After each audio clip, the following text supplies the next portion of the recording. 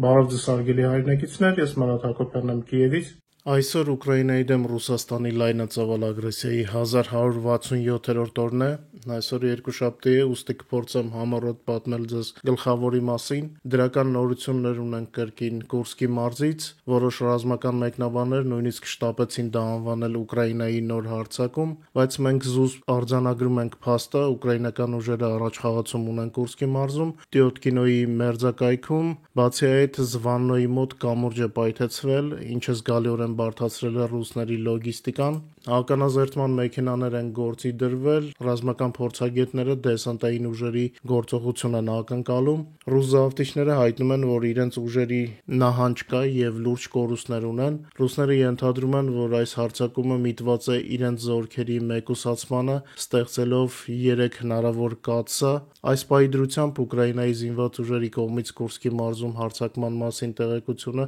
պաշտոնապես չի հաստատվել, Ուկրաինայի զինուժի գլխավոր շտաբը լռում է, մենք կշարունակենք հետևել զարգացումներին, գիշերը Մինչելոց բարի դրոնները հասել են մինչև Մոսկվա, այս մասին նույնպես գլխավոր շտաբից Ուկրաինայի լրատվություն չունենք, բայց մեր տելեգրամում ձեզ համար բազում հաճելի կադրեր ունենք։ Նախքան մեր եթերի հիմնական թեմաներին անցնելը ուզում եմ նորից սրտանց շնորհակալություն հայտնել ձեզ ակտիվ լայքերի, խրախուսող մեկնաբանությունների եւ մեր եթերները սոցիալական ցանցերում տարածելու համար։ Շնորհակալ եմ շատ, մեծ աջակցություն եք ցուցաբերում։ Կխնդրեի այսօր նույնպես ակտիվ լայքել տարածել մեր տեսանյութը, քանի որ լավ լուրեր ունենք, թող հնարավորինս շատ մարդիկ հնարավորություն ունենան իմանալ այդ մասին։ Անցնենք առաջնագծի լուրերին։ Մարտերի թիվը կրկին ավելացել է, Ուկրաինայի զինված ուժերը զգալի կորուստներ են հասցնում օկուպացիոն ուժերին, ակտիվորեն խաթարելով ագրեսորի հարձակողական ներուժը թիկունքում։ Անցած 24 ժամվա ընթացքում ռազմաճակատում տեղի ունեցել 269 ռազմական բախում,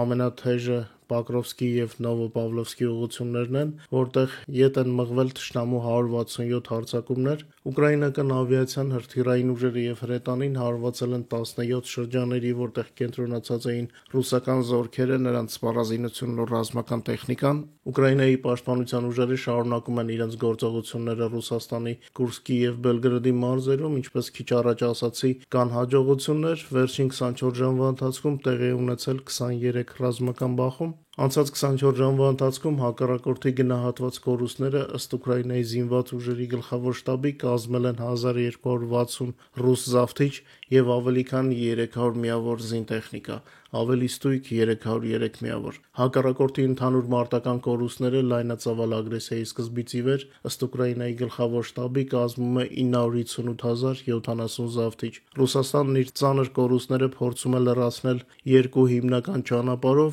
առաջինը թաքնված մոբիլիզացիան է, որը ներկայացվում է որպես կամավոր պայմանագրային ծառայություն, երկրորդը մարդկանց այսպես ասած գնում են գումարի դիմաց, յուրաքանչյուր ռեգիոն սահմանում է իր գինը քաղաքացիներին ռազմաճակատ մեկնելու համոզելու համար։ Ուկրաինայի զինված ուժերը հրավիրված են մասնակցելու Մեծ Բրիտանիայում կայանալիք շքերթին, նվիրված երկրորդ համաշխարհային պատերազմի հաղթանակի 80-ամյակին, այս մասին հայտնում է բրիտանական պաշտպանության նախարարությունը, նշվում է, որ Ուկրաինայի մասնակցությունը կծառայի որպես հիշեցում այն մասին, որ այժմ Ուկրաինան գտնվում է ազատության առաջնագծում։ Ռոյթերը գրում է, որ շքերթը տեղի կունենա մայիսի 5-ին, ուկրաինացի զինծառայողները կմիանան Մեծ Բրիտանիայի զինված ուժերի շարասյանը։ Վերադառնանք Գենշտաբի տեղեկատվությանը, Պուտինի վաղկոտ զորքը չի դադարում դիտավորյալ թիրախավորել ուկրաինացի խաղաղ բնակիչներին եւ նրանց ունեցվածքը։ Ռուսական զորքերը գիշերը հարձակվել էին Ուկրաինայի վրա 116 հարձակողական դրոններով, 2 Իսկանդեր-M բալիստիկ հրթիռներով։ Ուկրաինայի ՀՕՊ ուժերի աշխատանքի շնորհիվ 63 ռուսական դրոններ չեն հասել իրենց նշանակետերին։ Մեր եթերի պատրաստման ժամանակ դեռ մարտական աշխատանքը շարունակվում էր։ Հակառակորդի հարձակման հետևանքով տարբեր աստիճանի տուժել են Սումիի եւ Դոնեցկի մարզերը։ Ուկրաինական կողմի ռազմական աշխատանքի արդյունքները, ինչպես միշտ, մենք մանրամասն ներկայացնում ենք մեր Telegram-յան ալիքում, QR կոդը ձեր էկրաններին է։ Ուկրաինան շարունակում է թիրախավորել Ռուսաստանի ռազմական մեքենայի առանցքային օբյեկտները ինչպես ռազմաճակատում,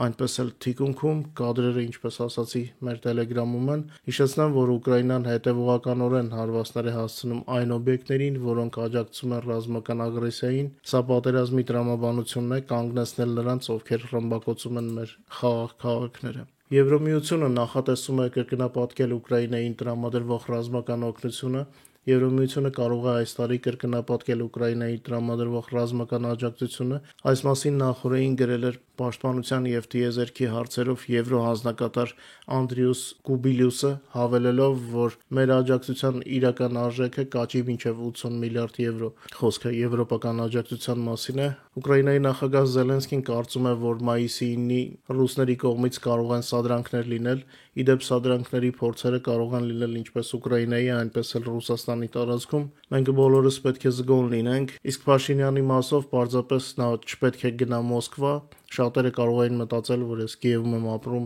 այդ պատճառով եմ ասում, բայց եթե ես ապրեի Բեռլինում կամ Փարիզում, միևնույն է, նույնն էի ասելու։ Փաշինյանը չպետք է գնա Մոսկվա, կանգնի այդ մարդասպան ոճրագործի կողքին։ Եվս մեկ Զելենսկու հայտարարություն Չեխիայից։ Նախագահ Զելենսկին հայտարարեց Չեխիայի Հանրապետության հետ ավիացիոն կոալիցիայի շրջանակներում F-16-ի համատեղ դպրոց ստեղծելու համաձայնագրի մասին։ 2025 թվականին Ուկրաինան կարող է նաև չեխական նախաձեռնությամբ ստանալ 1.8 միլիոն հրետանային արկ, եւ քանի որ ոչ միայն չեխական նախաձեռնությունն է օգնում Ուկրաինային, Զելենսկին ասաց, որ Ուկրաինան այս տարի ակնկալում է իր գործընկերներից ստանալ ընդհանուր 3 միլիոն հրետանային արկեր։ Ուկրաինան մինչև ամառ Իսրայելից կստանա նաև Patriot Hope համակարգ, այս մասին գրում է New York Times-ը։ New York Times-ը հավելում է, որ Իսրայելում տեղակայված Patriot համակարգը վերանորոգումից հետո կուղարկվի Ուկրաինա։ Քննարկվում է նաև Գերմանիայից կամ Հունաստանից Ուկրաինա եւս մեկ Patriot համակարգի տեղափոխման հարցը, տեսնենք երբ կլինի։ Զինամթերքի թեման շարունակեմ Հայաստանի մասով։ Օրերս նկատեցի հայկական լրատվամիջոցներում տարածվում էր ֆրանսիական հաշվետվություն Սեզար ինքնագնաց հաուբիցների աշխատանքի մասին Ուկրաինայի պատերազմում։ Այս համակարգերը իրոք ապացուցել են իրենց արդյունավետությունը ռուս-ուկրաինական պատերազմի պայմաններում, թեև դրանց արտադրության տեմպերը Ֆրանսիայում մինչ օրս մնում են անընդունելի ցածր։ Ֆրանսիական հաուբիցների արդյունավետության շուրջ հիացմունքը լիովին հասկանալի է Հայաստանում, սակայն արժե նաև հիշել, որ այս արդյունքը հնարավոր է դարձել շնորհիվ ուկրաինացի զինծառայողների բարձր պատրաստվածության։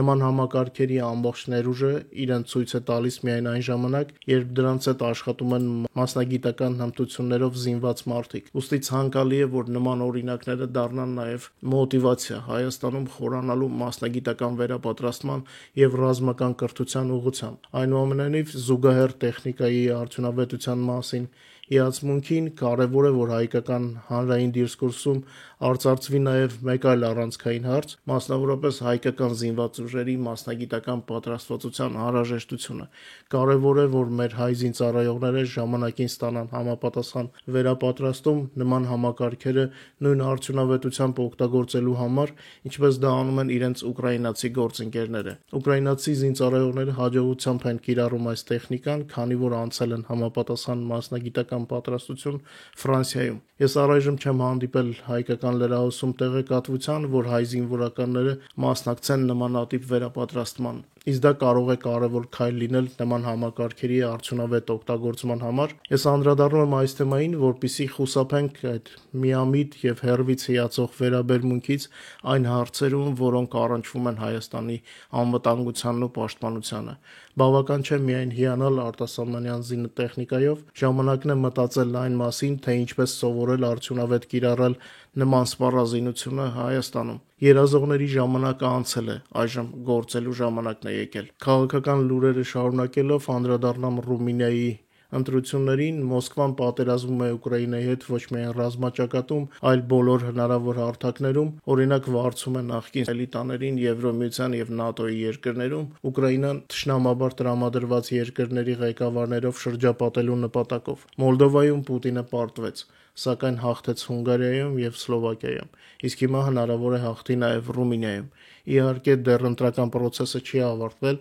բայց արժի այս թեմայով խոսել։ Մոսկվան փորձում էր փակել Ուկրաինայի համար լոգիստիկան, մեր երկիրը արևմտյան զինամթերք ստանալու հնարավորությունից զրկելու համար։ Սակայն քանի որ Ուկրաինան եւ Եվրոմիությունը վերջին 1.5 տարվա ընթացքում ակտիվորեն փոխել են Ուկրաինայի զինման սկզբունքները, ուղղակի մատակարարումները փոխարինվել են Ուկրաինայում զինամթերքի արտադրության կազմակերպմամբ, ինչը գործնականում քիչ է կախված մեծ լոգիստիկայից։ Արդյունքում, չնայած փչացած կոնսերվաները Մոսկվայի կողմից ստեղծված պայթում են Եվրոպայում, բայց նրանք այլևս չեն կարող ազդել Ուկրաինայի լոգիստիկայի վրա այնպես, ինչպես կուզենար Մոսկվան։ Իհարկե, նրանք կփորձեն վնասել, բայց արդեն ուշ է։ Պուտինը կրկին ուշացավ եւ նույնիսկ Ռումինիայում, եթե հաղթի, կրկին կպարտվի։ Պուտինի կոնսերվաները միայն կարող են օդը պղտորել Եվրոպայում, բայց ոչինչով չեն կարող հանգարել գործընթացին։ Գնացքը արդեն գնացել է։ Ուկրաինայի հաղթանակի գնացքը արդեն իր ռելսերի վրա է եւ իհարկե հեշտ չի լինելու, բայց սեփական զենքից ճիշտը չկա։ Չի ուզենա շատ երկարացնել մեր երկուշաբթի օրվա եթերը։ Ձեզ լավ երեկո եմ մաղթում, մինչ նոր հանդիպում։